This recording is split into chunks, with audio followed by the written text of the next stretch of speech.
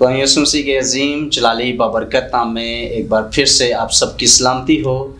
और मैं खुदा का नहायत शुक्रगुज़ार हूँ कि खुदावंद ने एक बार फिर से ये मौका दिया कि मैं स्पिरिचुअल ग्रोथ चैनल पे आपको खुशामदीद कह सकूँ और आपके साथ एक बार फिर से बातचीत कर सकूँ एक नए खुदा के ममसू के साथ, ज़बरदस्त ममसू के साथ जो किसी तारुफ के मोहताज नहीं है। खुदा ने बड़ी बरकत दे रखी है। खुदा अपने जलाल के लिए मुल्क पाकिस्तान में तूल अर्ज़ में लेकर जाता है। खुदा कसरत से इस्तेमाल कर रहा है रूहों की निजात के लिए, बहाली के लिए और उनको मसीह के साथ मुतारफ़ कराने के लिए खुदा ने अपने खादम के अंदर ये दर्द और बोझ रखा हुआ है और वो बेसिकली रूहों की निजात के लिए काम कर रहे हैं ताकि मसीह की बादशाहत को वुसअत दिया जाए। और खुदा के ज़बरदस्त ममसू आज हमारे दरमियान तशरीफ़ फरमा है और खुदा के ममसू का जो नाम है रेवरेंड डॉक्टर सैमुअल टाइटस साहब, और ये पास्टर इंचार्ज हैं सेंट पॉल चर्च के और ये क्लर्जी एसोसिएशन के चेयरमैन भी हैं और अरसा 29 साल से ये खुदा की खिदमत कर रहे हैं। तो यकीनन जो आज गुफ्तगू इनकी हमारे साथ होगी वो हम सब के लिए बाइस बरकत भी होगी और हमारी रूहानी तरक्की होगी। हम सर आपको स्पिरिचुअल ग्रोथ चैनल पे खुशामदीद कहते हैं और मेरा ईमान है कि आपका यहाँ आना और हमारे साथ बातचीत करना और हमारे तमाम व्यूअर्स के साथ बातचीत करना हम सब की रूहानी तरक्की का वसीला बन सके। Thank you so much. God bless you जी। मैं शुक्रगुजार हूँ स्पिरिचुअल ग्रोथ चैनल का कि उन्होंने मुझ जैसे ना चीज़ को चुना कि मैं मेरा मुझसे आप बातचीत कर सकें और मैं शुक्रगुजार हूँ आपकी सारी टीम का कि आप भी यहाँ पर मौजूद हैं। खुदा आपको बरकत दे। सर ये हमारे लिए ऑनर की बात है कि आपने हमें टाइम दिया था कि हम आपकी जो पर्सनल लाइफ है, जो आपकी टेस्टमनी है, फिर उसके बाद आप जब खुदा की खिदमत कर रहे हैं और ये एक वेरी टफ टाइम है जो आप खुदा के हजूर में दे रहे हैं। मैं समझता हूँ कि इससे बड़ा टाइम और इससे अच्छा टाइम और नहीं है। जो खुदा की खिदमत का टाइम होता है ये बहुत ज़्यादा मैं समझता हूँ कि ये हमारे लिए भी और आपकी अपनी लाइफ तो है ही है। आपने जिस मकसद के लिए बाइबल कहती है कि खुदा ने हमें बनाया ही इस मकसद के लिए कि हम उसकी हमद कर सके, उसके जलाल को जाहिर कर सके। तो ये बड़ा टफ टाइम भी दे रहे हैं और ये अच्छा टाइम भी आप दे रहे हैं। तो सर ये हमारे लिए ऑनर की बात है कि आपने हमें टाइम दिया ताकि हम आपकी जो बातें हैं वो भी दूसरे लोगों से शेयर करें और आप दूसरे लोगों पर लेके जा सके। आप अपनी जो बातें हैं, जो कलाम आपको खुदा ने दिया, जो कुछ आप शेयर करना चाहते हैं, जो आपकी टेस्टिमनी है, जो लाइफ आपने गुजारी है, उसको जब शेयर करेंगे तो डेफिनेटली वो हमारे लिए बाइस बरकत होगा। तो इससे पहले कि हम कुछ आपसे सवालात करें सर, आपके पास ये टाइम है कि आप अपनी पर्सनल लाइफ को शेयर करें, अपनी टेस्टिमनी को बयान करें कि आप खिदमत में कैसे आए, खिदमत में आने के बाद आपने किन किन चैलेंजेस को फेस किया, किस तरह के हालात आपने देखे। ये बहुत सरे खुदाम का ये होता है कि जब वो खिदमत में आते हैं तो वो एक बियाबानी सफ़र को ज़रूर गुजारते हैं और आपकी लाइफ में भी ऐसे कोई पहाड़ आए, कोई बियाबानी सफ़र आया तो वो ज़रूर हमारे व्यूअर्स के साथ भी शेयर करें, हम सबसे ज़रूर शेयर करें। शुक्रिया। आपका सवाल बहुत बड़ी ज्यूरिसडिक्शन को कवर करने के लिए है और 29 साल का अहाता करना ये मेरे लिए इतना आसान नहीं है। Of course.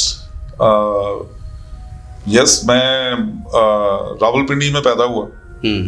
1970 में मेरी पैदाइश हुई और सेंट जॉन स्कूल में पढ़ा हूँ। सेंट जॉन स्कूल और मरी रोड। मैट्रिक मैंने वहाँ से किया और मैं 7 साल की उम्र में मैंने पहली दफ़ा खुदा को अपना शख्सी निजात देना कबूल किया। लेकिन डेफिनेटली उतार चढ़ाव आते हैं ज़िंदगी में। उस तरह से मैच्योरिटी जो है नहीं थी, गिरता रहा, उठता रहा। लेकिन 17 साल या 16 साल की उम्र में मैंने तजदीद अहद किया दोबारा से। I was quite young. गुजरनावाला में खुदा के खादम आए और उन्होंने ऑल्टर कॉल दी और फिर मैंने उधर ये दोबारा से महसूस किया कि I have to come back और खुदावंद को कबूल किया और दैट वाज द टाइम जब मैंने दोबारा से तजदीद अहद मैं कहता हूँ। मैं खुदावंद ने तो डेफिनेटली जब मैंने 7 साल की उम्र में कबूल किया, खुदा ने तो उसी वक्त निजात दे दी क्योंकि उस वक्त भी मैं जानता था कि गुनाह क्या चीज़ है। सही। और गुनाह से छुटकारा पाना कितना ज़रूरी है। और उसमें हमारी एक संडे स्कूल टीचर थी, मिसेस डेव डेविस नाम था उनका।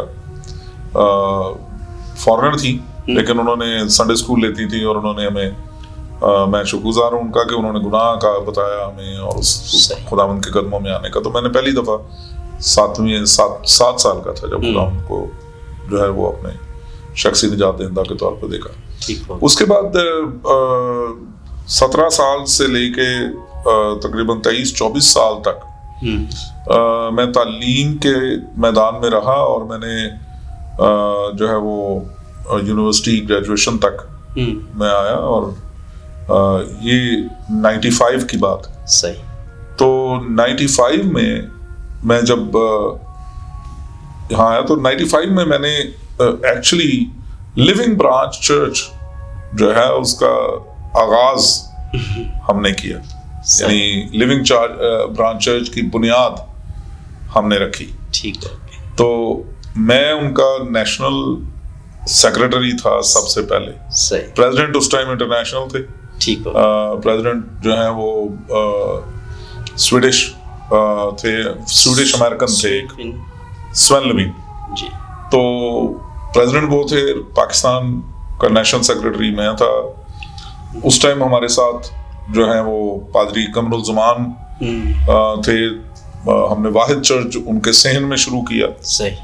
اور پہلا روسٹرم ہمارے پاس نہیں تھا. ان کی واشنگ مشین کو ہم نے روسٹرم بنایا. ایگزیکٹلی. وہاں پہ ساز بجانے والے بھی ہم ہی تھے. صحیح. پیغام دینے والے بھی ہم ہی تھے. صحیح. ہمارے ساتھ جو ہے وہ سرفراز کھوکر ہمارے اسسٹنٹ کے طور پہ اس ٹائم اسسٹنٹ پاسٹر کے طور پہ انہوں نے شروع کیا. بعد میں اضافہ ہوا سفیر صاحب کا اور پھر سمر سہیل صاحب کا اضافہ ہوا. سو اس طریقے سے یہ جو ہے وہ شروع ہوا کام. میں در حقیقت اگر آپ کے سوال کی بات کروں تو میں پادری بننا ہی نہیں چاہتا. تو اور اس کی وجوہات تھی کیونکہ میں نے ہمیشہ ٹھوکر کھائی میں نے ان پادری زبان سے جو بس پیسے کے پیچھے یا ہر وقت ان کا ایک جو مرکز نگاہ تھا وہ پیسہ تھا. وہ یعنی سمپل سی بات کہ میرا اس ٹائم جو آج بھی نوجوانوں میں کئی دفعہ پادری زبان کے متعلق یہ خیال ہوتا ہے کہ وہ ہر ٹائم مانگتے ہیں. بالکل ایسے یعنی کسی بھی طریقے سے وہ پیسے جیب سے نکلوانے کی کوشش کرتے ہیں. تو میرے لیے یہ بڑی عجیب بات تھی. میں کہتا تھا یہ پادری مانگتے ہیں, میں تو میری چونکہ میرا فیلڈ جو اسٹڈی کا تھا وہ ایکچولی کامرس تھا. آئی کام کیا, بی کام کیا اور پھر میرا آگے ارادہ تھا کہ ایم بی اے کروں. اور میرا ارادہ یہ تھا کہ ایم بی اے کر کے میں بس خداوند میں وفادار رہوں گا. تو یہی خدمت ہے میری اگر ایمانداری کے ساتھ میں کام کروں گا. صحیح. ایک خواب تھا میرا مینیجر بننا, اچھا آفس, اچھی جاب جیسے عام طور پہ لوگوں کی ہوتی. ٹھیک. تو مجھے لوگ جب کہتے تھے کہ میرے والد بھی چونکہ پاسٹر تھے اور میرے والد پاسٹر ٹائٹس جو ہیں وہ ایک مبشرانہ خدمت تھی ان کی. صحیح. مسلمانوں میں, غیر مسیحوں میں خدمت کا کام تھا. تو میرے گھر میں چونکہ بنیادی طور پر خدمت کا کام میرے گھر میں تھا تو اکثر لوگ کہتے تھے کہ آپ کے والد پادری ہیں تو آپ کو بھی پادری بننا چاہیے, بڑے بیٹے ہیں آپ. اور میں کہتا تھا نہیں, میں پادری نہیں بننا, ایک پادری کافی. تو میری والدہ نے میری پیدائش سے پہلے مجھے خداوند کو سونپا اور انہوں نے کبھی مجھے یہ بتا کے مجبور نہیں کیا کہ جی میں نے تمہیں خدا کو سونپا اور تمہیں خدمت میں آنا چاہیے. میرے والد نے کبھی مجھے مجبور نہیں کیا. ان کا بھی کہنا یہ تھا, میری والدہ کا بھی, کہ جس کا ہے تو وہ خود بلائے گا. تو دعا ضرور کرتے تھے اور میں نے پناہ لے لی انہی الفاظ میں, جس کا ہے تو وہ بلائے گا. تو میں نے بہانہ بنا لیا اسے. جب بھی کوئی مجھے کہتا تھا تو میں نے کہا جس کو ضرورت ہے وہ مجھے بلا لے گا. کیونکہ اور پھر زیادہ جو ہارڈ لائن تھی وہ یہ تھی کہ خدا موسیٰ کو بھی بلایا اس نے, ایلیا کو بھی بلایا, دوسرے نبیوں سے بھی اس نے بات کی. تو خدا میرے ساتھ بھی جب بات کرے گا تو میں آ جاؤں. تو 95 میں خدا نے پھر میرے سے بات کی. اور میرا اس بات کو سننے کا, اس کی آواز کو سننے کا جو تجربہ ہے, اس نے پھر میری زندگی کو تبدیل کر دیا کہ میں اپنے اس فیصلے سے خدا میں آ گیا اور خدمت میں آ گیا, اور خدمت میں آ کے پھر اس رویا کے ساتھ, اس بلاہٹ کے ساتھ میں آج بھی اس خدمت میں موجود ہوں. سو بہت سے ایکسپیرینس ہے اس میں. خدا نے مجھے بتایا کہ وہ کن راہوں پہ مجھے چلائے گا, کیا ہوگا. سوال بھی کیے, اس نے کہا بول تو کیوں نہیں. تو پھر میں نے بتایا, میں نے کہا میں تو اس کی خدمت میں نہیں آنا چاہ رہا کیونکہ پادری مانگتے ہیں. تو اس نے کہا کہ میں نے کب کہا کہ تو مانگے میرا خادم بن کے. اس نے کہا سر سفید ہونے تک تجھے اٹھائے پھروں گا. یہ وعدے تھے جو اس نے بات کی میرے ساتھ. اور آج جب لوگوں کو کئی دفعہ یہ سمجھتے ہیں لوگ کہ خدا کی آواز جو ہے نا وہ صرف بائبل میں پڑھ کے, ہم اس میں کوئی شک نہیں, بائبل جو ہے, لیکن جب خدا بات کرتا ہے تو جیسے میں آپ کے ساتھ بات کر رہا ہوں, میں نے ویسا ہی ایکسپیرینس کیا, اور آج بھی خدا بات کرتا ہے ایسے. خدا گائیڈ کرتا ہے مجھے, آواز کے ساتھ بات کرتا ہے, اور وہ اس کی آواز سننے کے بعد تو پھر انکار کی کوئی گنجائش نہیں رہی, نہ میں کر سکا انکار. یہ کبھی ہو نہیں سکتا کہ خدا آپ سے بات کرے اور آپ جو ہے نا وہ اس سے کسی بھی طرح سے بھاگ سکے. خدا جب چاہتا ہے کسی کو اپنے لیے تو پھر وہ بلاتا ہے. تو سر جیسے ابھی آپ نے یہ بات کی کہ آپ نہ چاہتے ہوئے بھی خدمت میں آئے ہیں, یعنی کہ آپ بیسیکلی نہیں چاہ رہے تھے کہ آپ خدمت کریں, پاسٹر بنیں, کیونکہ آپ کے مائنڈ میں یہ تھا کہ پاسٹرز مانگتے ہیں اور مجھے کوئی یہ نہ کہے کہ یہ مانگنے والا ہے. تو مجھے یہ بتائیں کہ جیسے بائبل میں لکھا ہے کہ جب ساؤل پولس نہیں تھا تو اس کو بھی خدا نے آواز دی اور بلایا, اور آپ نے کہا کہ مجھے بھی خدا نے بلایا. میں نے کہا کہ جب خدا کی جس کا میں ہوں تو وہ مجھے بلائے اور میں ڈیفینیٹلی آؤں گا. تو میں سمجھتا ہوں کہ ہمیں یہ جب آپ کی ٹیسٹمنی سن رہے تھے ہمیں گوز بم آ رہے تھے کہ آپ کو خدا نے آواز دے کر بلایا, جیسے ساؤل کو خدا نے بلایا اپنی خدمت کے لیے.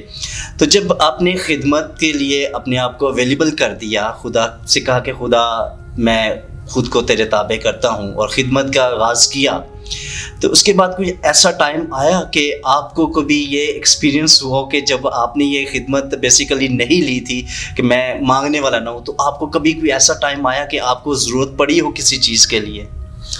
دیکھیں, جب خدا بلاتا ہے اور وہ وعدے کرتا ہے تو یہ نہیں ہے کہ ہم وہ کوئی جادو کی چڑی ہے تو آپ تبدیل ہو جاتے ہیں. خدا آپ کو وقت کے ساتھ ساتھ تجربات دیتا ہے, خدا آپ کو وقت کے ساتھ ساتھ سکھاتا ہے. اسی طرح خدا God is a natural God. خدا جو ہے جس طرح سے ایک بچہ پیدا ہوتا ہے اور وہ چل نہیں سکتا, اس کو آہستہ آہستہ آہستہ آہستہ نیچرلی وہ پہلے گھٹنوں کے بال چلتا ہے, پھر وہ اٹھ کے کھڑا ہوتا ہے, پھر وہ ایک ایک قدم اٹھانا شروع کرتا ہے. بالکل اسپرچل لائف بھی ایسے ہی ہے. ٹھیک اوکے, کہ آپ کو ایک دم سے یہ نہیں ہے کہ راتوں رات بدل جاتا سب کچھ. نو, ایسا کبھی نہیں ہوتا. اور اگر کوئی یہ کہتا ہے کہ اس طرح سے ہوا ہے تو میں سمجھتا ہوں کہ شاید وہ پھر کوئی جادو کی چھڑی ہے جو خدا کرنے کو کر سکتا ہے. لیکن خدا تو ہمیں نیچرل, بائبل میں بھی خدا نیچرل, خدا نیچر میں بات کرتا ہے. سو اسی طرح سے میرے یہ نہیں ہے کہ مجھے بعض ایسی بھی جگہیں آئی ہیں جہاں میں نے جو ہے وہ خدا سے میں شروع میں ایمان میں اتنا مضبوط نہیں رہا. میں نے گھر میں, حالانکہ میری زندگی میں 2 ایمان کے جو سورما ہے نا, وہ 2 میرے سامنے میری نمونہ ہے. ایک میں نے نوجوانی میں جو ہے جارج مولر کو پڑھا, جارج مولر مرد ایمان. برسٹل کے جو لنڈن برسٹل انگلینڈ کے جو یتیم خانے ہیں ان کی بنیاد اس نے رکھی, اور ایمان کی بنیاد پہ وہ کھڑا ہوا, اور ایمان کی بنیاد پہ اس نے جو ہے وہ اس طرح. تو میں سمجھتا ہوں کہ دوسرے میرے والد تھے جو گھر میں انہوں نے خدا پہ ڈیپینڈ کرتے ہوئے ساری خدمت کا جو ہے نا وہ وقت گزارا. تو یہ دونوں جو ہے نا وہ, اور خاص طور پہ میرے والد جو ہیں, میں ہمیشہ ان دونوں لوگوں کے لیے کہتا تھا کہ جب خدمت میں آیا تو میں نے کہا خداوند ان کا ایمان جو ہے نا مجھے بھی اتنا کا ایمان دے دے. تو یہ ایمان ایک دم سے نہیں ہوا, ٹھیک ہے. میں بھی بعض اوقات, اور میں ہمیشہ بڑی بلنٹلی کہتا ہوں کہ میں نے جب انسان کو دیکھا ہے, کبھی دل میں خیال آیا کہ یار یہاں جاؤں گا تو مجھے یہ ذرا بڑا آدمی ہے, اس کو وزٹ کریں گے تو ذرا اچھا ہدیہ مل جائے گا. یہ نہیں ہے کہ میرے انسان ہوتے ہوئے میرے دل میں نہیں آیا, ایسے آتے رہے شروع میں. لیکن جب بھی میں نے, پھر خدا نے ادھر مجھے ٹھڈا کھلایا اچھا خاصا, میں گرا وہاں پہ اور منہ مٹی میں ملا. جب مٹی کا ٹیسٹ آیا پھر پتا لگا کہ نہیں, خدا کبھی نہیں چاہتا, خدا اپنے خادموں کو کبھی نہیں چاہتا کہ وہ اس کے علاوہ کسی کے آگے ہاتھ پھیلائیں. یہ خدا کی نیچر ہے. اسی لیے اس نے کہا کہ اپنا منہ خوب کھول تو میں تجھے بھر دوں گا. مطلب یہ ہے کہ مانگنا ہے تو میرے سے مانگ, ٹھیک ہے, اور کسی انسان سے نہیں. کیونکہ خدا اپنے خادموں کو اپنے جلال کے لیے استعمال کرتا ہے, اور وہ کبھی نہیں چاہتا کہ اس کا جلال جو ہے نا وہ مٹی میں ملے. جب میرے جیسے نوجوان ٹھوکر کھاتے ہیں کسی پادری صاحب کو مانگتے ہوئے دیکھ کے, تو وہ ایکچولی تو خدا کے نام کی بےزتی ہے. بے شک. سو میں نے جو ہے نا سٹیپ ٹو سٹیپ سیکھا ایمان میں بڑھنا.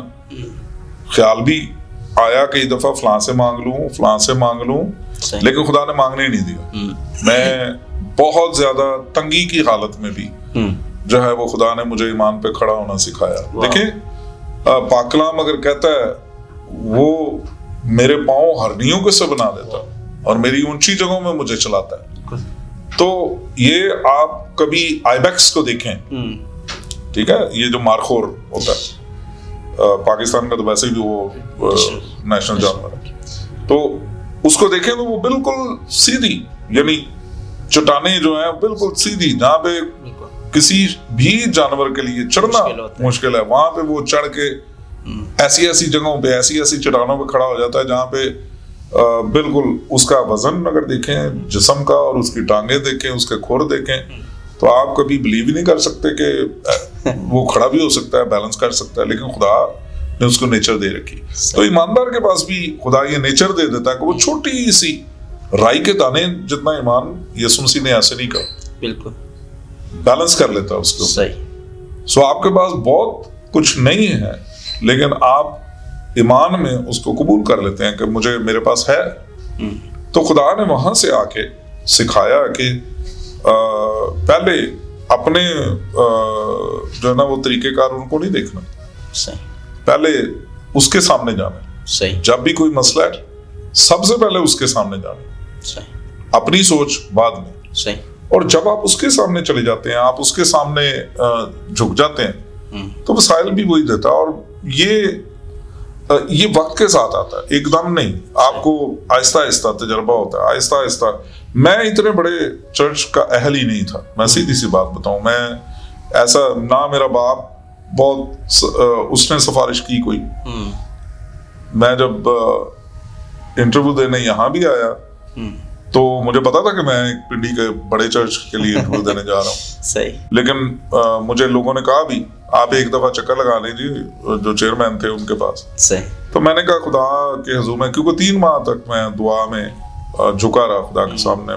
میں اور میری بیوی دونوں روزے اور دعا میں رہے کہ خداوند اگر تو سینٹ پالس چرچ اس ٹائم بڑی بری حالت میں تھا, تو میں نے دعا کی کہ خداوند تو وہاں پہ وہ اپنا خادم لے کے جا جو واقعی وہاں کے لیے ہو, جو تیری مرضی کو پورا کر. میں وہاں پہ یہ نہیں کہتا کہ مجھے لے جا, پر وہاں پہ جتنے بھی انٹرویو میں آئیں گے ان میں سے وہی خادم آئے جو خدا نے موقع دے دیا. خدا نے اب تک بھی, میں سمجھتا ہوں میں کچھ نہیں کر رہا, میری صرف انٹینشن ہے خدا کے گھر کے لیے, ورنہ وسائل وہ فراہم کرتا ہے, چیزوں کو وہ سیدھا پدرا کرتا ہے. اور تو یہ ایمان والی بات جو آپ نے کی نا, وہ سٹیپ ٹو سٹیپ ہے, وہ کبھی بھی ایک دم نہیں آتی. اس کے لیے پاک کلام میں جو لکھا ہو نا, خدا کی مرضی تجربے سے معلوم کرتے لو, تو تجربہ آئے گا تو سب کچھ ہوگا. تو خدا میں بڑھنا بہت ضروری ہے. بالکل. اچھا سر, میں ابھی چونکہ آپ نے ابھی بات کی کہ اتنا بڑا چرچ آپ نہیں چاہ رہے تھے کہ, میں چاہ نہیں رہا تھا, میں اس قابل نہیں تھا جس قابل خدا نے کر دیا. جی, تو آپ نے کہا کہ میں انٹرویو جب دینے کے لیے گیا تو میں نے خدا سے دعا کی, خدا وہاں پر وہ خادم وہاں پر جائے, کیونکہ چرچ کی پہلے ہم بھی جانتے ہیں, میں بھی کافی ٹائم سے یہاں پر پنڈی میں ہوں, اور ہم پہلے چرچ کو دیکھتے رہے ہیں. چرچ کی وہ حالت نہیں تھی جو اب ہے. ہم نے دیکھا کہ چرچ کو جب یہاں پر آپ آئے ہیں, آپ نے اس کو رینوویٹ کیا, اس کو خوبصورت بنایا چرچ کو. اب یہ چرچ ایسا لگتا ہے جیسے ابھی نیا چرچ بنا ہے. پہلے یہ چرچ ایسا لگتا تھا جیسے صدیوں پرانا چرچ ہے. تو اس کے لیے ڈیفینیٹلی بہت زیادہ اخراجات بھی ہوئے اور بہت زیادہ خرچہ ہوا. تو یقیناً وہ میں سمجھتا ہوں کہ یہ چرچ نے خود سے کیا یا آپ کو باہر سے کوئی سپورٹ بھی ملی اس بارے میں؟ پہلی بات تو یہ کہ آپ جو چرچ کی ہسٹری کو بیان کر رہے ہیں کہ پہلے آپ نے دیکھا تو چرچ کے پاس پیسہ ہوتا تو چرچ پہلے کر لیتا سب کچھ. ٹھیک ہے, یہاں پہ تو کانگریگیشن بھی نہیں تھی, صحیح, اور نہ ہی کوئی وسائل تھے ایسے کہ اس کو رینوویٹ کیا جاتا. لیکن میں بلیو کرتا ہوں, اور یہ خدام الدین کے لیے میں سمجھتا ہوں ایک بہت بڑا یہ خدا کی بلیسنگ بھی ہے, برکت ہے خدا کی. جب ہم خدا کا پاک کلام پڑھتے ہیں نا تو وہاں لکھا ہے کہ اگر تو میرے آئین اور میرے حکموں کو مانے اور میری شریعت پر عمل کرے تو میں تجھے بابرکت کر دوں گا. صحیح, میں تجھے برکت والا بنا دوں گا. تو اندر آتے بھی برکت کا باعث, باہر جاتے بھی برکت کا باعث ہوگا. سو جب خدا جن خادموں کی زندگی میں کام کرتا ہے, خدا ان کے قدموں کے وسیلے سے برکت لے آتا ہے. واو.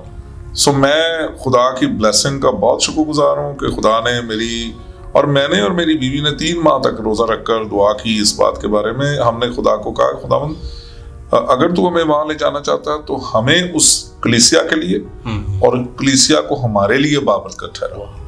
تو یہ 2 طرفہ برکت ہوتی ہے. میں جب آیا, میرے آنے کے 1 مہینے کے بعد, یہاں گھر نہیں تھا, پاسٹر ہاؤس نہیں تھا. خدا نے 1 مہینے کے بعد پاسٹر ہاؤس بنانے کے لیے ہمیں وسائل دے دیے. پاک کلام میں لکھا ہے کہ وہ امیروں کو دولت اس لیے دیتا تاکہ وہ خدا کے خادموں کو سیری اور آسودگی پہنچائے. سو خدا اپنے کام کے لیے لوگوں کو تیار کر لیتا ہے. لوگوں کو وسائل دینا خدا کے ہاتھ میں ہے, اور لوگوں کو تیار کرنا خدا کے ہاتھ میں ہے. میں جب آیا, میرے 1 مہینہ یعنی میں اپریل میں نے چارج لیا چرچ کا, اور مئی کے مہینے میں یہ فیصلہ ہو چکا تھا کہ پاسٹر ہاؤس بنے گا. صحیح, وسائل آ گئے, شروع ہو گیا کام. اور پھر اس کے بعد چرچ کی جو رینوویشن تھے اس کے لیے بھی فیصلہ ہوا کہ رینوویشن بھی ہوگی. سو خدا نے اس کے لیے بھی وسائل دے دیے. سو دسمبر 2019 یعنی میں 2009 میں آیا ہوں, تو دسمبر 2009 میں جو ہے وہ میرا گھر جو ہے وہ یعنی چرچ کی رینوویشن کمپلیٹ ہوگی, اور میں نے یہ ان کے سامنے رکھا تھا کہ میں گھر میں شفٹ اس وقت ہوں گا جب چرچ رینوویٹ ہو جائے گا, کیونکہ چرچ نہ بنے اور میرا گھر بن جائے یہ مجھے قبول نہیں ہے. تو میں نے دعا بھی کرتے رہے خدا سے. سو دسمبر کی جو عبادت تھی, یعنی سپٹمبر میں ہم نے چرچ سے باہر نکل گئے, ہم چرچ کو رینوویٹ کرنا شروع کر دیا 6 سپٹمبر کے بعد 2009 میں. تو دسمبر 24 کی رات کی عبادت جو ہے وہ ہم نے چرچ میں کی تھی. تیزی کے ساتھ کام ہوا, میرا گھر اس وقت تک کمپلیٹ نہیں ہوا تھا. سو 2010 میں مارچ میں پھر میرا گھر کمپلیٹ ہوا, اور پھر میں مارچ 10 تاریخ کو یا 9 کو میں اپنے گھر میں شفٹ ہوا. سو خدا نے برکت, اور اس وقت سے میں سمجھتا ہوں دن بدن خدا جو ہے نا وہ اپنے گھر کے لیے کرتا چلا گیا. اور خدا کا شکر ہے کہ خدا نے ابھی پچھلے سال ہم نے جو ہے وہ چرچ کی چھت کو رینوویٹ کیا ہے. اس میں لیکیج ہو رہی تھی کافی, تو اس کو کیا. پھر 100 سال پرانی جو وائرنگ تھی بجلی کی, وہ اس کو دوبارہ سے نئے سرے سے ابھی ہم نے پچھلے سال کیا.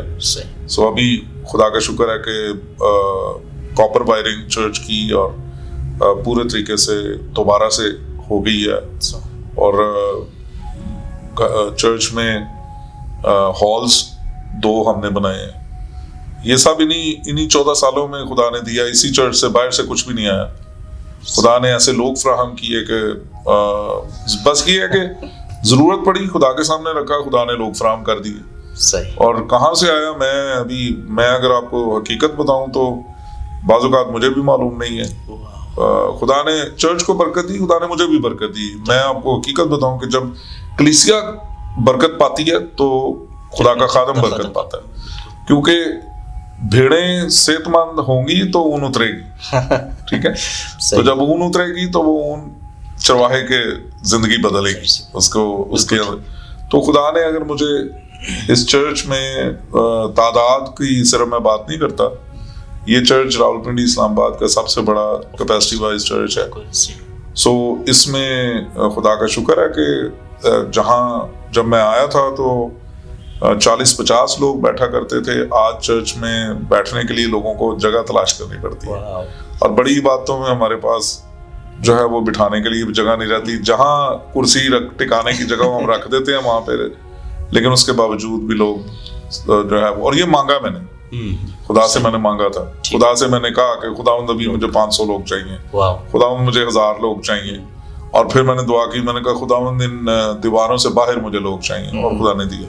سو دعا کو ہونا خدا کے خادم کا کلیسیا کے لیے برکت کا باعث ہو جاتا ہے, اور اس کا خدا کی شریعت اور اس کے حکموں کو ماننا برکت کا سبب ہو جاتا ہے. بے شک سر, جیسے داؤد کے بارے میں لکھا کہ داؤد نے جب اس نے محل بنایا اس نے کہا کہ میں اپنے گھر میں رہ رہا ہوں, خیمہ باہر میدان میں ہے, تو اس نے سوچا خدا کے بارے میں. اور جیسے ابھی آپ نے بتایا کہ میں نے کہا کہ خدا کا گھر جب تک نہیں بنتا میں اپنے گھر میں نہیں جاؤں گا. جی میرا یہ, تو میں سمجھتا ہوں کہ آپ نے یہ جو سٹیپ لیا ہے خدا یہ سب دیکھ رہا ہے, اسی لیے خدا آپ کو بڑھا بھی رہا ہے, اور خدا بس اس کا کرم بھی آ رہی ہے, اس کا کرم. سر ابھی تھوڑا سا مجھے یہ بتائیے گا, چونکہ ہوتا ہے کہ پاسٹرز آج کل جو پاسٹرز آپ دیکھتے ہیں بہت سارے ایسے خدام نظر آتے ہیں جو اسٹڈی کو اتنا جو نا وہ فوکس نہیں کرتے, اسٹڈی کو اتنی ویلیو نہیں دیتے. بیبلیکل اسٹڈی کی بات کر رہا ہوں.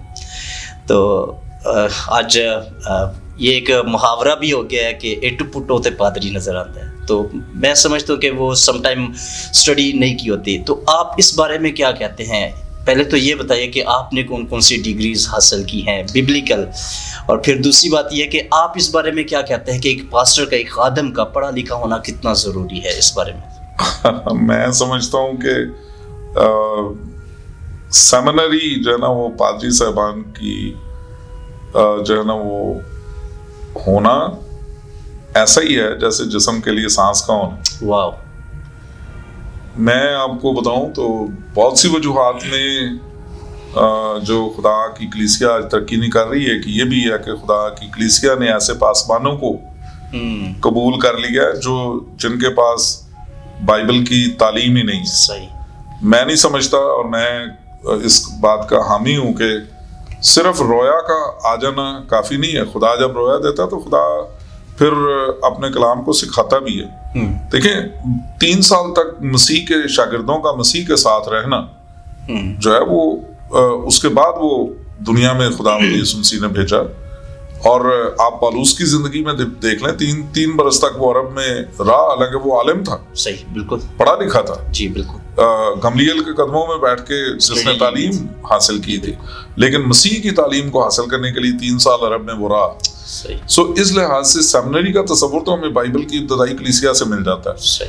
آج جو پاسبان یہ سمجھتے ہیں کہ ان کو سیمنری کی ضرورت نہیں ہے, میں سمجھتا ہوں کہ وہ خوابوں کی دنیا میں رہ رہے ہیں. ان کو, اور وہ خدا کے پاک کلام کے مطابق نہیں چل رہے. کیونکہ کلیسیا کو آپ اگر سیری اور آسودگی دینے کی بات کریں کلام کی, تو اس کے لیے پہلے تعلیم یافتہ ہونا بہت ضروری ہے پاک کلام میں. صحیح. تو خدا نے مجھے موقع دیا, میں نے جب اس ضرورت کو محسوس کیا, جب میں لیونگ برانچ چرچ میں تھا, تو خدا نے میرے لیے راستہ کو کھولا کہ میں کوئنٹن تھیولوجیکل سیمنری سے ایم ڈیو کروں ادھر سے. لیکن اور اسی بنا پہ تھوڑی جو ہے وہ جسمانی طور پہ میں بات کروں تو میں ہمیشہ اس بات کا حامی رہا کہ پادری صاحب کو جو ہے وہ خدمت کے لیے سیمنری جانا بہت ضروری ہے. سو اس کے لیے ڈیفینیٹلی انہی چیزوں میرے چھوڑنے کی وجوہات میں سے ایک وجہ یہ بھی تھی کہ میں, خدا نے بلیس کیا تھا گھر میں, پہلی میری درسگاہ جو ہے میرے والد تھے, اور ان سے پاک کلام کو سیکھا میں نے. لیکن جہاں بھی بڑی بڑی کنونشنز میں, کئی ایسی کنونشنز میں گیا اس دوران جہاں میرے استاد محترم, بعد میں جب میں سیمنری گیا تو میرے استاد محترم پروفیسر ڈاکٹر آرتھر جیمز, وہ پہلے دن کنونشن میں وہ تھے اور تیسرے دن کنونشن میں بول رہا تھا. تو جب کلام سنا کے برکت خدا نے دی ہوئی تھی, سیکھ رہا تھا, جب میں نیچے آتا تھا اسٹیج سے تو لوگ پوچھتے تھے آپ نے کس سیمنری سے ٹریننگ کی ہے, تو میرے لیے یہ بڑی شرمندگی کی بات ہوتی تھی کہ میں کہوں نہیں جی میں سیمنری نہیں گیا, سمجھیں کہ وہ سارے کا سارا وہ. تو اس چیز نے پھر مجبور کیا, میں گجرانوالہ تھیولوجیکل سیمنری بھی پھر چلا گیا, ایم ڈیو کیا وہاں سے, اور پھر خدا نے موقع دیا مجھے دوبارہ کوئنٹن میں ہی پڑھنے کا, اور پھر وہاں سے جو ہے وہ ایم ٹی ایچ کے لیے گیا. لیکن پھر M T H Z B S سے بھی میں نے کیا. پھر خدا نے موقع دیا مجھے کوئنٹن ہی سے ڈاکٹریٹ کرنے کا, خدا نے فضل کیا یہ میں. اور سیکولر ایجوکیشن میں بھی میں, چونکہ میرا ایک خواب تھا, خدا خواہشات کو پورا کرتا ہے. آج بھی نوجوان پادری صاحبان کے لیے میں یہی کہوں گا کہ آرزو کرنا بری بات نہیں ہے, خدا کی مرضی دریافت کر کے, کیونکہ میں نے آرزو کی کہ میں ماسٹرز کروں بزنس ایڈمنسٹریشن میں. سو خدا نے مجھے بزنس ایڈمنسٹریشن میں M B A finance and accounts کرنے کا فضل بھی دیا. تو پڑھائی لکھائی میں خدا کبھی نہیں چاہتا کہ خدا کے خادم پڑھے لکھے نہ ہوں. آج اگر میں جو ہے مختلف بڑے بڑے فورمز پہ جا کے بات کرتا ہوں, گورنمنٹ لیول پہ, جو نیشنل لیول پہ بڑے فورمز ہیں, وہاں پہ جا کے بات کرتا, آئی ایم دا ون جو کئی فورمز پہ واحد میں پادری صاحب کے طور پہ ہوں خدا کا خادم ہونے کے ناطے سے. جیسے نیشنل پولیس اکیڈمی سے حالہ, تو وہاں پہ ان کے نیشنل پریڈ ڈے کے موقع پہ, یعنی ان کے ایک سیمینار میں بھی خدا نے مجھے موقع دیا کہ میں وہاں پہ جو ہے وہ جاؤں ایک اسپیکر کے طور پہ. ان کی جو ہے وہ سالانہ پریڈ جو ہوتی ہے اس میں بھی مجھے خدا نے. تو اس طرح کے بہت سے موقع ہیں جہاں پہ بات کرنے کے لیے خدا تیار کرتا ہے. خدا غیر قوموں میں استعمال کر سکتا تھا اور کیا بھی اس نے ان سارے رسولوں کو, لیکن خدا نے اسپیشلی پالوس اور برنباس کو اس لیے چنا کہ ان کو ایک تیاری دی پہلے انہوں نے. اب ہمیں خدا کسی بھی فیلڈ میں لے جانا چاہتا ہے تو اس کے لیے تیاری دیتا پہلے. سو وہ تیاری جو ہے وہ سیمنری کے بغیر نہیں ہو سکتی. ایک عام شخص کے بائبل پڑھنے میں اور سیمنرین کے بائبل پڑھنے میں زمین آسمان کا فرق ہے. سو اس لیے سیمنری کا ہونا بہت ضروری ہے.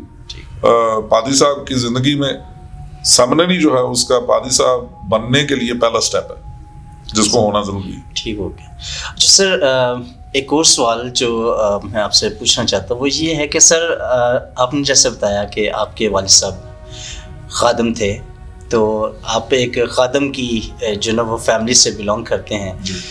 بہت سارے خادموں کے پسندیدہ خادم ہوتے ہیں. جب آپ سرمن تیار کرتے ہیں تو اس کے لیے آپ کو بکس پڑھنی پڑتی ہیں, ہیلپنگ بکس ہوتی ہیں. بائبل تو ہے ہی ہے نا, بائبل کو تو ہم ڈینائی نہیں کر سکتے. ساتھ ساتھ آپ ہیلپنگ بکس لیتے ہیں. تو آپ کن کی بکس کو پڑھنا زیادہ پسند کرتے ہیں, اور آپ کے فیوریٹ جو خادم ہیں وہ کون کون سے ہیں؟ میں نے جہاں تک سنا آپ اسلم ضیائی صاحب اور آرتھر جیمز صاحب, جن کا بھی آپ نے ذکر بھی کیا, مقصود کامل صاحب جو اب آپ کی چرچ کی وہ ممبر بھی ہیں, تو وہ آپ کے ٹیچر بھی رہے ہیں. تو میں یہ بات سن کے بڑا حیران بھی ہوا کہ وہ ابھی آپ کے وہ چرچ کے ممبر ہیں, تو پہلے آپ کے ٹیچر تھے مقصود کامل صاحب. تو یہ بڑے بڑے نام ہیں جو آپ کے ٹیچرز بھی ہیں. تو آپ کی فیوریٹ خادموں میں کون کون سے آتے ہیں اور کن کی بکس کو پڑھنا پسند کرتے ہیں؟ میں اگر کہوں, آپ نے مجھے پھنسا دی ہے اس سوال میں. پہلی بات کہ خدا کے سب خادم جو ہے وہ کہیں نہ کہیں کسی نہ کسی اینگل میں خدا نے ان کو برکت دے رکھی ہے.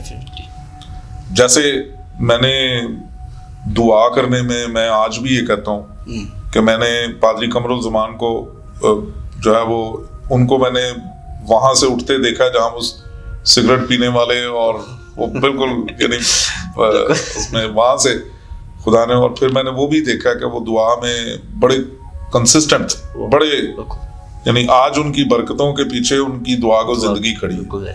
تو اس لحاظ سے بہت سے ہر خادم کے پاس وہ شاید یعنی بہت سوں کے نزدیک وہ بہت اچھے شاید جیسے آپ ڈاکٹر اسلم ضیائی کی بات کر رہے ہیں, ڈاکٹر آرتھر جیمز کی, شاید ان کے لیول پہ وہ اسپیکر نہیں ہوں گے, لیکن ان کی زندگی کی جو دعا گو پہلو ہے اس نے ان کو بڑی برکت دے رکھی ہے اور لوگوں کو بھی برکت ملتی ہے.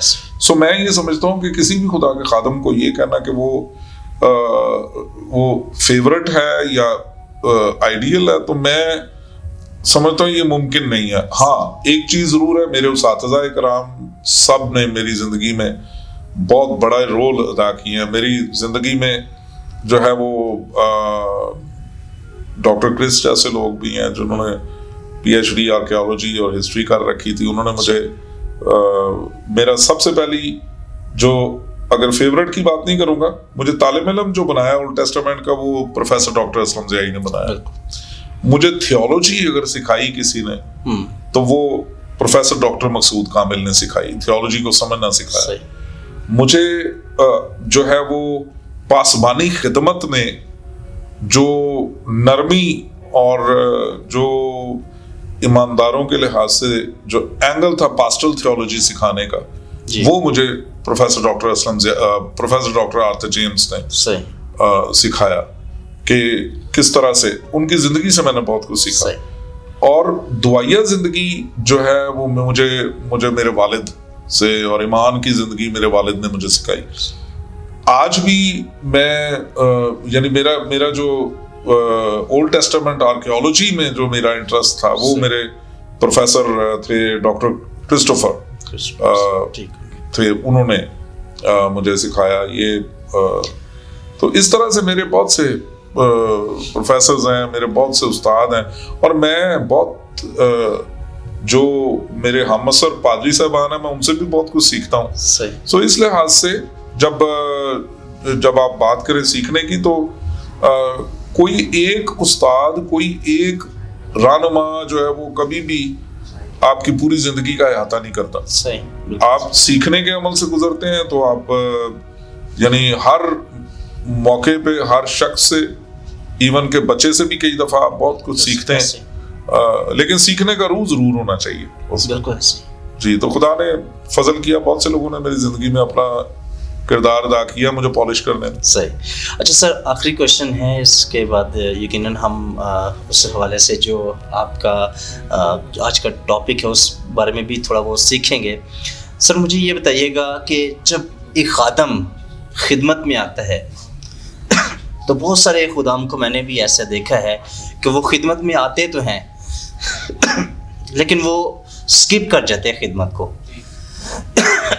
تو اس کی کیا خاص وجہ ہو سکتی ہے آپ کی نظر میں؟ کیا مشکلات کی وجہ سے, یا خدمت میں ان کا کوئی بلاوا نہیں ہے؟ بہت سارے لوگوں نے سیمینریز کی ہوتی ہیں, بہت سارے لوگ خدمت کا آغاز کر لیتے ہیں لیکن تھوڑا سا ڈگمگا جاتے ہیں, خدمت کو اسکپ کر جاتے ہیں مشکلات کو دیکھ کر, اپنے حالات کو دیکھ کر. تو اگر آپ ان کو کوئی نصیحت کرنا چاہیں وہ بھی ضرور کریں, اور اس کی وجہ کیا ہو سکتی ہے, کچھ اس بارے میں بھی ضرور بیان کریں.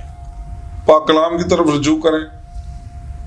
میں سمجھتا ہوں جواب جو ہے وہ پاک کلام ہی سے مل جاتا ہے. یسوع المسیح نے جب پانی پہ چلنے کا معجزہ ہوا, پانی پہ وہ چل رہے تھے, چلے, تو مقدس پطرس نے کہا کہ میں بھی آؤں. یسوع مسیح نے کہا آ جاؤ. تو اس نے جب پاک کلام کو ہم پڑھے تو چلنا شروع کیا پانی پہ, اور پھر اس نے ارد گرد لہریں اٹھتی دیکھی. تو جب ہم یسوع سے نظر ہٹا کے اپنے ارد گرد کے مشکلات پہ نظر ڈالنا شروع کر دیتے ہیں تو وہاں ہم اپنا وہ ایمان کھو بیٹھتے ہیں جو یسوع مسیح پہ. صحیح. میں یہ سمجھتا ہوں کہ جب آپ کی نگاہ یسوع کو دیکھتی ہے, اپنے آقا کی طرف لگی رہتی ہے, تو پھر آپ کہیں بھی مار نہیں کھاتے. بالکل. لیکن جہاں پہ آپ کی نگاہ اپنے آقا سے ہٹ جاتی ہے, صحیح, تو وہاں پہ آبویسلی ابلیس جو ہے وہ آپ پہ غلبہ پا لیتا ہے. اس لیے وہاں خدمت بھی اسکپ ہو جاتی ہے, ایمان بھی اسکپ ہو جاتا ہے. تو کسی بھی خدا کے خادم کو اپنے آقا سے نظر نہیں اٹھانی چاہیے, اپنے آقا سے نظر نہیں اٹھانی چاہیے. بہت شکریہ سر. ابھی ہم جائیں گے ایک بریک پہ اور بریک کے بعد یقیناً واپس آئیں گے اور پھر اس کے بعد جو آج کا ٹاپک ہے اس حوالے سے ہم شارٹ ٹائم کے لیے کچھ سیکھیں گے اور یقیناً وہ ہم سب کے لیے, میرے لیے اور تمام ویورز کے لیے جو آپ کو سن رہے ہیں ان کے لیے بھی باعث برکت ہوگا. تو ملتے ہیں ایک بریک کے بعد. Thank you.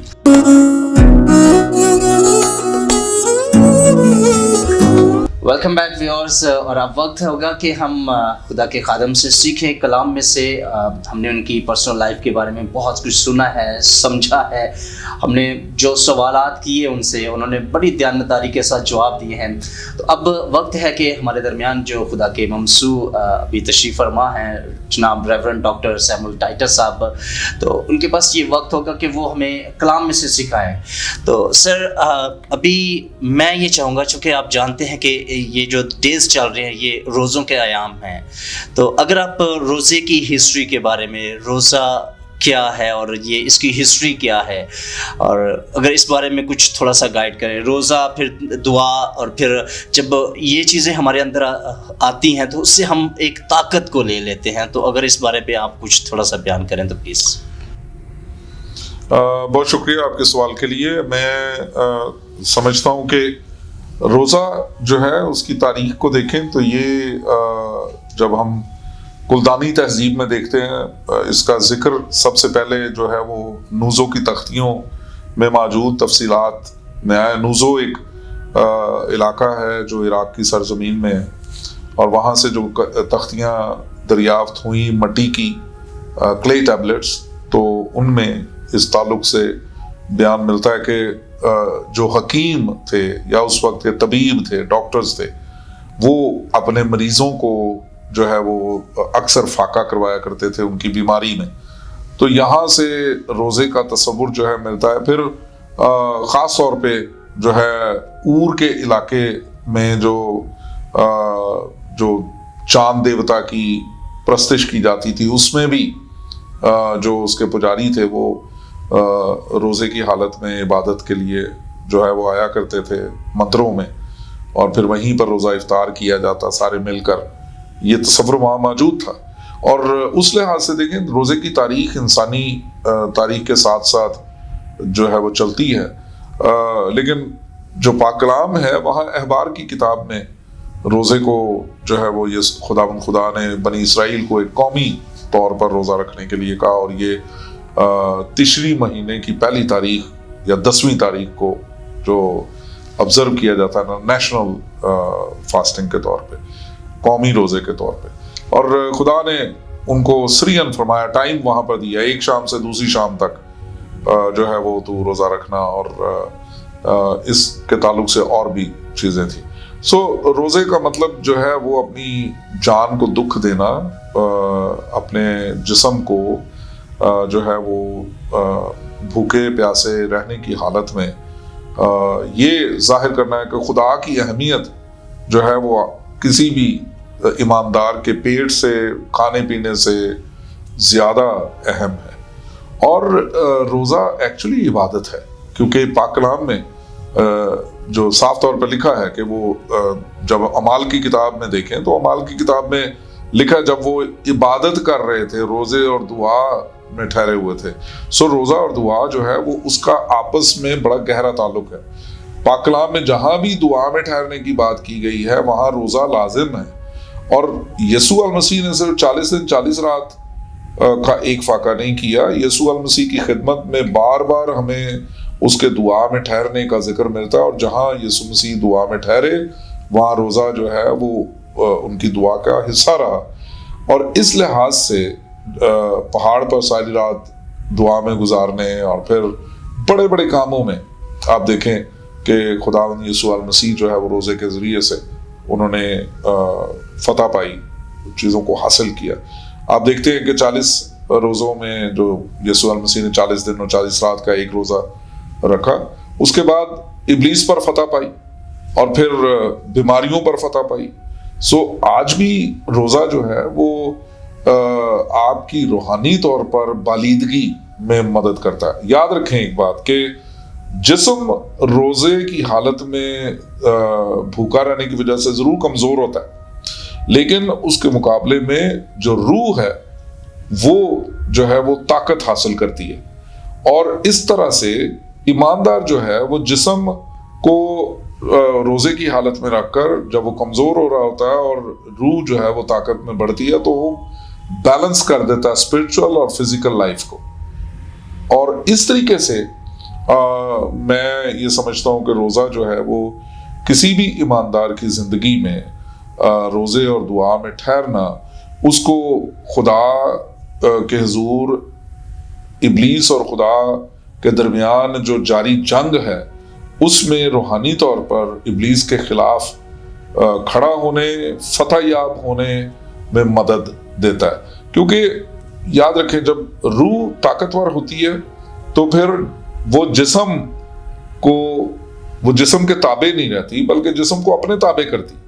اور جب روح جو ہے وہ مضبوط ہوتی ہے اور جسم جو ہے وہ کمزوری روحانی طور پر جو ہے وہ حکم جاری نہیں کرتا روح پر، تو پھر روحانی طور پر ہم مضبوط ہوتے چلے جاتے ہیں.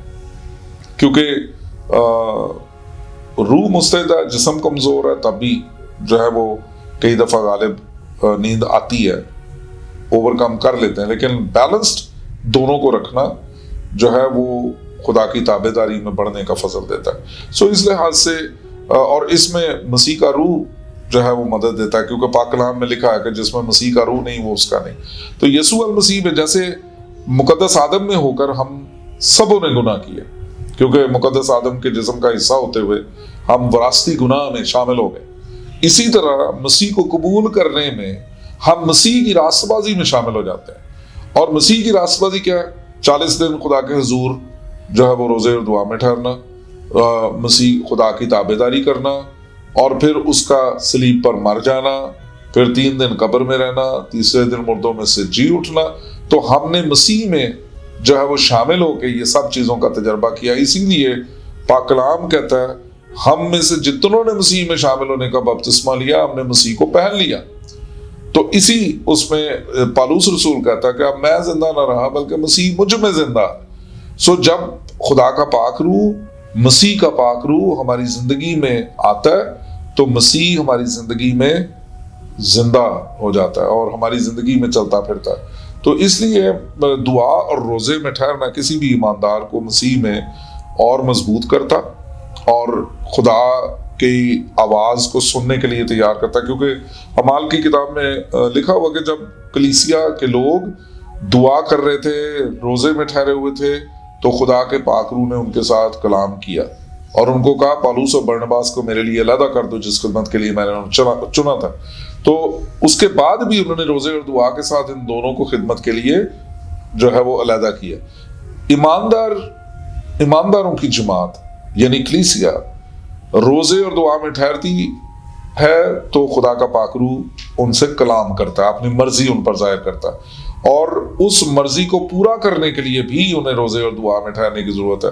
سو کسی بھی مسیح زندگی کے لیے یسوع المسیح نے صاف طور پہ ایک بات کہی، میں اس طرف توجہ دلانا چاہتا ہوں آپ کی. لوگ روزے کو سمجھتے ہیں کہ یہ فرض نہیں ہے مسیح زندگی کے لیے. یاد رکھیں روزے کے یہ 40 ایام جو ہیں یا 40 دن کا روزہ یہ باقاعدہ طور پر خدا کے کلام میں حکمیہ طور پر نہیں دیا گیا، لیکن وہاں لکھا ہے جب تو روزہ رکھے. جب کبھی تو روزہ رکھے نہیں کہا گیا، جب تو روزہ رکھے. تو اس کا مطلب یہ ہے کہ مسیح کی ایکسپیکٹیشن کیا ہے کہ ایماندار روزہ رکھے. اور یسوع مسیح کا ایک اور حکم، ایک اور جو مسیح کے الفاظ ہیں وہ ہمیں اور گائیڈ لائن دیتے ہیں. فریسیوں نے آگے پوچھا یسوع المسیح سے کہ یوحنا کے شاگرد اور فریسی تو روزہ رکھتے ہیں، تیرے شاگرد روزہ کیوں نہیں رکھتے؟ تو یسوع المسیح نے کہا کہ جب تک دلہا براتیوں کے ساتھ ہے براتی روزہ نہیں رکھتے، لیکن جب دلہا ان سے جدا کیا جائے گا تو وہ روزہ رکھیں گے. مطلب کیا ہے کہ کلیسیا کے لیے روزہ یسوع مسیح نے فرض ٹھہرا دیا، لیکن اب بات آتی ہے کہ وہ رکھیں کب. تو وہاں پاک کلام میں لکھا ہے جو تم زمین پر باندھو گے وہ آسمان پہ بندھ جائے گا. یہ کلیسیا کے لیے کہا جن کے لیے لکھا تھا جہاں 2 یا 3 میرے نام سے जमा हो, मैं उनके दरमियान मौजूद हूं। सो कलीसिया जो जमीन पर बांधेगी वो आसमान पे बंध जाएगा, जो जमीन पर खुलेगी वो आसमान पे खुल जाएगा। सो वो फैसले जो 40 दिन और 40 रात रोजा रखने के हैं वो उनकी बुनियाद है, क्योंकि जो लोग मसीही होना चाहते थे, जो लोग मसीह में जिंदगी जिनकी तब्दील हो जाती थी, बपतिस्मा लेने से पहले वो ईस्टर से पहले 40 दिन रोजा में ठहरते थे, और वो 40 रोजों के बाद जिनमें इतवार शामिल नहीं थे वो कलीसिया के पास आते और ईस्टर के दिन उन लोगों को बपतिस्मा देकर मसीहत में शामिल किया जाता था। तो इन्हीं 40 दिनों को जो है वो कलीसिया ने अपना मामूल बना लिया, दस्तूर बना लिया कि वो कलीसियाई तौर पर रोजे और दुआ में 40 दिन पहले ठहरा करते थे ईस्टर से, और वही रवायत हम तक पहुंची है। इसलिए इस रवायत को आज भी अगर मसीही निभाते हैं, उसके मुताबिक 40 रोजों के अयाम जो है वो ऑब्जर्व करते हैं, तो ये कोई गलत बात नहीं है। इन अयाम में अगर रोजा रखा जाता तो बाइबल के ऐन मुताबिक रखा जाना बहुत जरूरी है। Sir thank you very much. बहुत अच्छे तरीके से आपने कलाम में से हमारी रहनुमाई की है, और आपने बताया कि जब रोज़ा और दुआ ये मिलते हैं तो ये आपकी रूह को स्ट्रॉन्ग कर देते हैं, जो इब्लीस के ख़िलाफ़ जंग में हमें फ़तह याबी देते हैं, और बड़ी ज़बरदस्त तरीके से आपने बयान किया। तो सर एक मेरा क्वेश्चन है, चूँकि आजकल ये रोज़ों के अयाम चल रहे हैं तो कन्फ्यूजन है कि इसका रोज़े का ड्यूरेशन क्या है, इसको किस वक्त रखा जा सकता है और किस वक्त इसको जो ना रोज़े को अफ्तार किया जा सकता है। जब हम बाइबल में देखें तो बाइबल में रोज़ा जो है वो ज़्यादातर 24 घंटे का रोज़ा है, क्योंकि यहूदी जो दिन है वो शाम 6 बजे से लेके अगली शाम 6 बजे तक एक दिन काउंट होता था 24 घंटे का। सो जब हम बाइबल मुकद्दस में, मैंने पहले भी जिक्र किया कि जब तौरात में देखते हैं तो तौरात में रोज़ा जो है वो एक शाम से दूसरी शाम का मुकद्दस तौरात में लिखा गया कि जो कौमी तौर पे रोज़ा वो रखा जाए 24 घंटे का। लेकिन बाइबल मुकद्दस में आस्तर की किताब में मुकद्दसा आस्तर मलका ने रोज़ा रखा 3 दिन का। मुकद्दस दाऊद जो है वो एक हफ्ते 7 दिन का भी रोज़ा उसने रखा। और फिर हम जब पढ़ते हैं एक और जगह पर, जब यूनतन और साउल वफात पा गए तो वहाँ सुबह शाम तक का भी रोज़ा 12 घंटे का भी रोज़ा जो है वो वहाँ पर मुंदरज है। इसके अलावा दानियल नबी ने 21 दिन तक कुछ खाया पिया नहीं, यानी उसने रोज़ा रखा, जैसे अक्सर जुज़वी रोज़ा भी कहते हैं लेकिन वो एक्चुअल रोज़ा है। उस पर एक अलग से बहस है। लेकिन फिर 40 दिन और 40 रात कुछ खाया पिया नहीं। ये मुकद्दस मूसा का जिक्र सबसे पहले मिलता है, मुकद्दस एलिया का जिक्र मिलता है जिन्होंने 40 दिन और 40 रात नहीं खाया। यसू अल मसीह का जिक्र मिलता है कि, और ये जो है वो औकात मुख्तलिफ हैं। 3 दिन से लेके 40 दिन तक आपका रोज़ा जो है वो 24 घंटे से मैं बात करूं, 12 घंटे, 24 घंटे, 3 दिन, 7 दिन और फिर 21 दिन और फिर 40 दिन, ये रोज़ा जो है वो बाइबल मुकद्दस में मिलता है। अब आप जो है वो कैसे रखना चाह रहे हैं, ये आपकी और खुदा की कमिटमेंट है। बहुत ज़्यादा लोग जो हैं वो 24 घंटे का रोज़ा आमतौर पे रखते हैं, जो बाइबल मुकद्दस की ऑथेंटिक तालीम है उसके मुताबिक। लोग 3 दिन का भी रोज़ा रखते हैं, और लोगों ने मुकद्दस जो हस्तियां थी उन्होंने भी कोशिश की। मैं साधु सुंदर सिंह की बात करूंगा, उन्होंने मसीह के तर्ज अमल पे 40 दिन 40 रात का रोज़ा रखने की कोशिश की। बेशक वो उसमें पूरे तौर पे जो है वो तारीख बताती है कि उस तरह से फिर वो बेहोश हो गए उन दिनों में, और फिर खुदा ने उन्हें, अगर इसको समेटना चाहें एक ही जुमले में, तो मैं समझता हूँ कि रोज़ा रखना खुदा के साथ रोज़ेदार की कमिटमेंट है। वो 24 घंटे रखना चाहता है, वो सुबह से शाम रखना चाहता है, वो 3 दिन का रोज़ा रखना चाहता है, 7 दिन का रखना चाहता है, 21 दिन का रखना चाहता है, या 40 दिन का रखना चाहता है। खुदा का पाक रूह उसे अगर तौफीक दे, ये खुदा के साथ कमिटमेंट है। और इसमें کہیں بھی یہ حکم نہیں کہ تو اتنے دن کا روزہ رکھنا ہے, اتنے گھنٹے کا روزہ رکھنا, لیکن اصول اپنی جگہ پر قائم ہے کہ روزہ 12 گھنٹے کا رکھا جا سکتا ہے صبح سے شام تک, روزہ 24 گھنٹے کا رکھا جا سکتا ہے بائبل کی تعلیمات کے مطابق ایک شام سے اگلی شام تک, اور اسی طرح آپ 3 دن, پھر 7 دن, 21 دن, 40 دن, یہ ایماندار کی خدا کے ساتھ کمٹمنٹ پر مبنی ہے. اوکے سر, اس سے پہلے کہ ہم وائنڈ اپ کریں اور آخری دعا کریں اور آپ ہمارے لیے برکت چاہیں ہمارے چینل کے لیے, تو سر ایک آخری کوشچن ضرور کرنا چاہوں گا.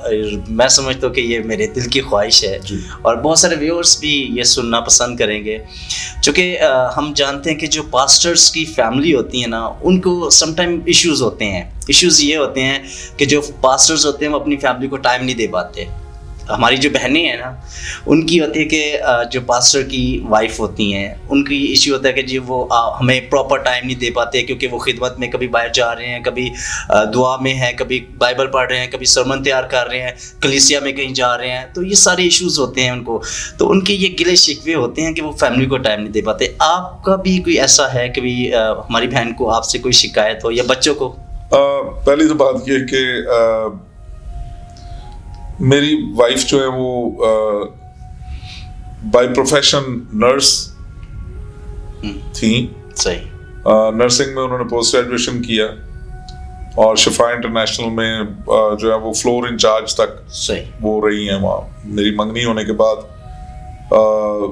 چونکہ وہ خدا کی طرف جھکاؤ ان کا شروع ہی سے تھا, تو میرے منگنی ہونے کے بعد جو ہے وہ ایک دن مجھے کہنے لگی کہ میرا دل بھی کرتا ہے کہ میں بھی جو ہے نا وہ سیمینری کروں. تو میں نے انہیں کہا کہ جس طرح میں خدا کی خدمت میں بلاوے کے ساتھ آیا ہوں, آپ بھی دعا کریں, خدا آپ کو بلاتا ہے خدمت کے لیے تو آپ ضرور آ جائیں. انہوں نے دعا کرنا شروع کی اور میری منگنی کے 1 سال کے اندر انہوں نے فیصلہ کر لیا کہ میں سیمینری جاؤں گی, اور وہ سیمینری گئی. لیکن جب شادی میری منگنی ہونے سے پہلے میرے والدین نے جب چنا میری وائف کو کہ ان کے ساتھ منگنی ہو, تو میں نے انہیں کہا کہ میں ایک دفعہ بیٹھنا چاہتا ہوں ان کے ساتھ. تو میرے والدین نے, میری بہنوں نے جو ہے وہ موقع دیا ہمیں بیٹھنے کا, اور ہم جب بیٹھے تو میں نے انہیں کہا کہ میں ایک پادری ہوں اور اس میں سارے اینگلز خدمت کے میں نے ان کے ساتھ شیئر کیے, اور میں نے انہیں کہا کہ بھوک بھی آ سکتی ہے اور ہمیں بہتات کے ساتھ بھی مل سکتا ہے. خدمت کے میدان میں چونکہ اس سے پہلے وہ جانتی تھی خدمت کو اچھی طرح سے, ان کا ایک بھائی بھی خدمت میں تھا, کزن, کیونکہ ان کا اپنا بھائی تو نہیں لیکن کزن ایک خدمت میں تھا, تو وہ جانتی تھی اس بات کو کہ خدمت کے جو ہے وہ کیا. لیکن انہوں نے جب اس بات کو خدا کے سامنے رکھا اور خدا ان کو سیمنری لے گیا, میرے سے وہ 1 سال جونیئر تھی, وہ سیمنری گجرانوالہ تھیولوجیکل سیمنری چلی گئی ایم ڈیو کے لیے. تو پھر ہم نے ایک ساتھ رہ کے خدمت کو تعلیم حاصل کی, یعنی وہ بھی جتنے اساتذہ سے میں نے تعلیم حاصل کی وہ ان کے بھی استاد تھے. تو خدمت کے میدان میں تعلیم پاتے ہوئے خدمت کے اتار چڑھاؤ ڈیفینیٹلی انہوں نے ایکسپیرینس کیے, اس لیے وہ جانتی ہیں کہ خدمت کے میدان میں کیا کیا آ سکتی ہیں چیزیں. لیکن اس کے ساتھ ایک خاتون بھی ہے, تو ڈیفینیٹلی بچے پیدا ہوئے, پھر انہوں نے خدمت میں یعنی جب پورا ہم ٹائم نہیں دے سکتے, کئی دفعہ بچوں کی تربیت کرنا بہت ضروری ہے. میرے 2 بیٹے اور 1 بیٹی ہے, بڑے دونوں بیٹے ہیں, ایک سب سے چھوٹی بیٹی ہے. تو انہوں نے ایک تو یہ نرسنگ کو چھوڑنے کے بعد انہوں نے نرسنگ کو دوبارہ سے اڈاپٹ نہیں کیا.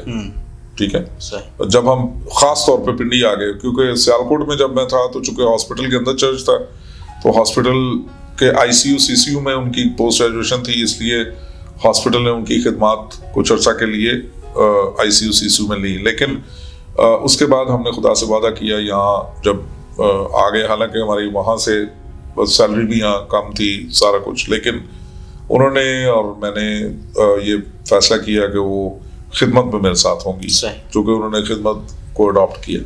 سو اس لحاظ سے بچوں کی تربیت بہت ضروری تھی, اس لیے وہ پریکٹیکل خدمت میں میرے ساتھ اس طرح نہیں رہی. لیکن ابھی چونکہ بچے جوان ہو گئے ہیں, بڑے ہو گئے ہیں, اپنے آپ کو سنبھال سکتے ہیں, سو انہوں نے میری خدمت کو میری اسسٹنٹ کے طور پہ ابھی وہ چرچ میں سر انجام دے رہی ہیں. ہمارے چرچ میں باقاعدہ طور پر وہ پاسٹر آرڈینڈ ہیں اور وہ خدمت کے میدان میں میری اسسٹنٹ پاسٹر کے طور پہ خواتین کے شعبے کو, یوتھ کے شعبے کو اور سنڈے اسکول کے شعبے کو سنبھال رہی ہیں. سو میری خدمت میں اگر میں کہوں کہ 70% حصہ جو نا ان کا تو غلط نہیں ہوگا. سو باقی ٹائم دینے کی جو بات ہے, ڈیفینیٹلی خدا کے خادم جو ہیں وہ ان کے لیے 24 گھنٹے کی خدمت کے لیے, وہ پاکستان میں خدمت کے لیے 24 گھنٹوں کا جو ہے وہ ایک پادری صاحب جو ہے نا وہ سمجھے کہ اپنے آپ کو دے دیتے ہیں. میں ایسے خدام الدین کے لیے ضرور یہ بات کہوں گا, جی میں بالکل ایگری کرتا ہوں ان خادموں کے ساتھ جو کہتے ہیں کہ سب سے پہلے خدا, اس کے بعد ان کا خاندان, اور پھر تیسرے نمبر پہ خدمت ہے. کیونکہ یہ خدا کے پاک کلام کے عین مطابق پاک کلام یہ کہتا ہے کہ اگر کوئی خدا کی خدمت میں آنے کے لیے خواہش کرتا ہے تو وہ اچھے کام کی خواہش کرتا ہے, لیکن اس میں کہا گیا کہ اگر وہ اپنی فیملی کو نہیں سنبھال سکتا تو خدا کی کلیسیا کو بھی نہیں سنبھال سکتا. اس لیے خدا کے ساتھ تعلق ہونا, اس کے بعد اپنی خاندان کی جو ذمہ داریاں ان کو ادا کرنا, اور پھر جو ہے وہ کلیسیائی ذمہ داریاں نبھانا, یہ تینوں ایک ہی جو ہے وہ ٹرائی اینگل کا حصہ ہے. آپ کسی بھی طرح سے کم اور زیادہ نہیں کر سکتے اس کو. اگر آپ کا تعلق خدا کے ساتھ ٹھیک نہیں ہے تو آپ خاندان کے اندر ایک اچھے باپ نہیں ہو سکتے, ایک اچھی ماں نہیں ہو سکتی, اور اگر یہ دونوں نہیں ہیں تو تیسرا اینگل جو کلیسیا کا, آپ اس میں بھی اچھے نہیں ہو سکتے. سو میں اس کو پہلا دوسرا درجہ دینے کی بجائے میں یہ کہتا ہوں جیسے تثلیث میں خدا باپ, بیٹا اور روح القدس تینوں ایک ہیں, اسی طرح سے جو خدا کی خدمت اور یعنی خدا, خاندان اور خدمت, یہ 3 اینگلز ہیں, اور ان میں سے کسی ایک میں کم ہونا آپ کی ان بیلنس لائف ہے. سو خدا سے بھی محبت لازم ہے, اپنے خاندان سے محبت کیونکہ وہ پہلے پڑوسی ہیں آپ کے, جی بالکل, تو خدا باپ سے محبت, اپنے خاندان سے محبت, اور دونوں مل کے اینگل پھر تیسرا اینگل بناتے ہیں اور وہ ہے کلیسیائی محبت. تو یہ ساری چیزیں جو ہیں وہ میں سمجھتا ہوں کہ اگر کسی بھی خدا کے خادم میں نہیں, ہاں بیلنس کرنا پڑتا ہے, آپ بیلنس کریں کیونکہ آپ کی اولاد کو بھی ٹائم کی ضرورت ہے. اگر آپ ان کو ٹائم نہیں دیتے وہ بگڑ جائیں گے, تو پادریوں کو بچے ہمیشہ کلیسیا کہتی ہے کہ بگڑے ہوتے. تو اس لیے میں سمجھتا ہوں کہ اس کو بیلنس کرنے کے سر بہت شکریہ, آپ نے ٹائم دیا. تو اب یہ وقت ہوگا کہ آپ ہمارے چینل کے بارے میں اگر کچھ کہنا چاہتے ہیں تو ضرور آپ ہمارے چینل کے بارے میں کچھ کہیں. ہمارے جو CEO اور کوآرڈینیٹرز ہیں ان کے بارے میں اگر کچھ کہنا چاہتے ہیں تو ضرور آپ کے پاس یہ ٹائم ہے. میں شکر گزار ہوں ہارون گل صاحب نے, تو میرے جس طرح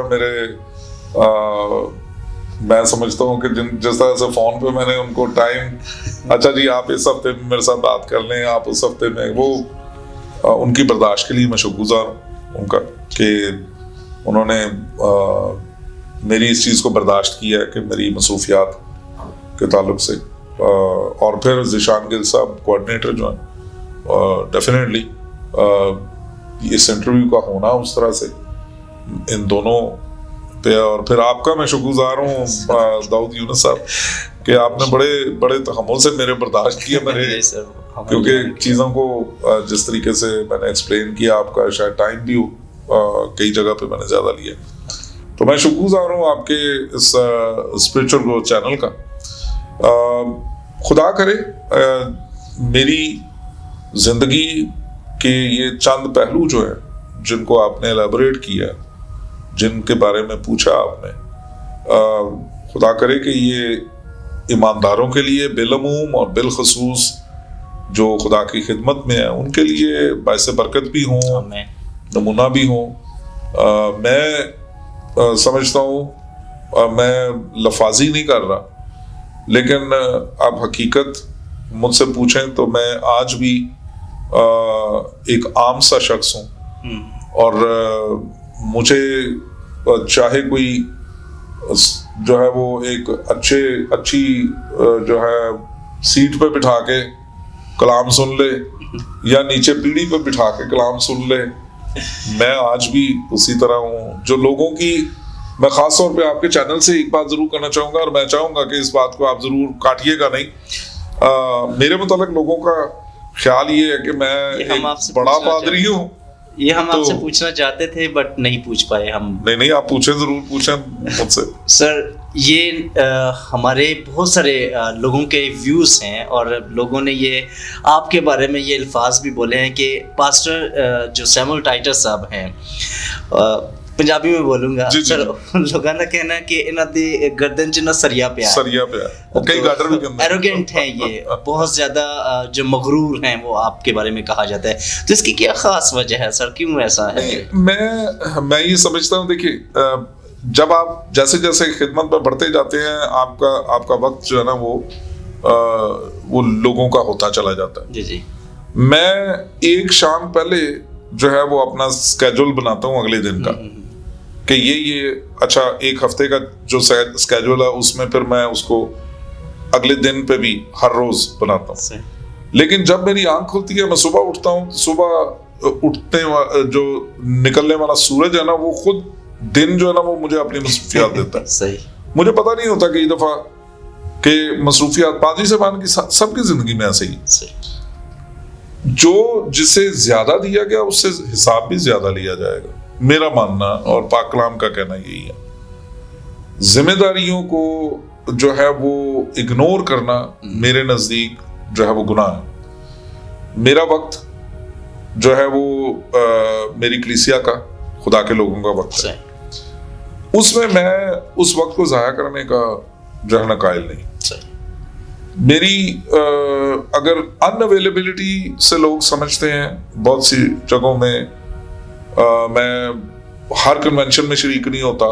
بالکل. میں ہر جو ہے وہ ہونے والی پنڈی میں بہت ساری کنونشن, اور جب شریک ہوتے تھے تو بہت ہوتے تھے. بالکل. کیونکہ میری پوری لائف جو ہے وہ پنڈی میں گزری ہے, اور Christian young Christian council of Pakistan YCCP میں نوجوانی کے عالم میں ہم رہے, اور ہر کنونشن پہ جانا جو ہے نا وہ ہمارا ایمان ہوتا تھا کہ ہر کنونشن میں جانا.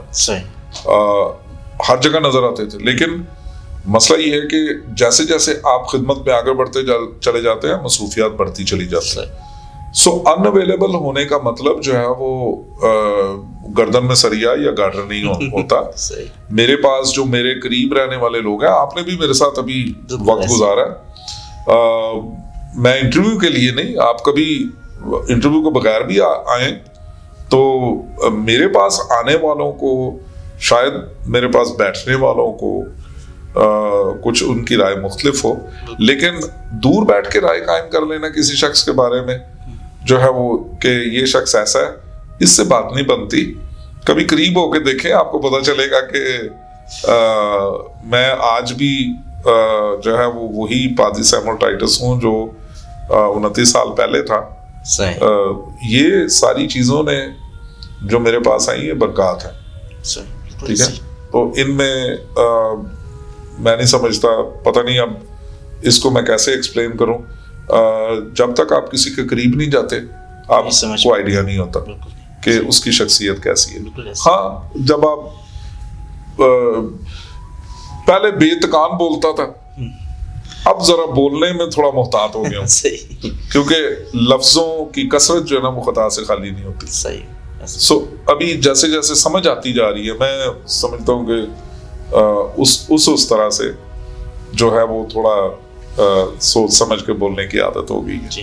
لوگوں سے ملنے کے گپ شپ لگانے میں فالتو ٹائم جو ہے وہ اس طرح سے نہیں. تو میرے لیے ذرا مشکل ہو گئی ہیں چیزیں کہ مجھے جو وقت میرے پاس ہے وہ آپ لوگوں کا وقت ہے, کلیسیا کا وقت ہے, تو وہ اس میں زیادہ وقت گزر جاتا ہے.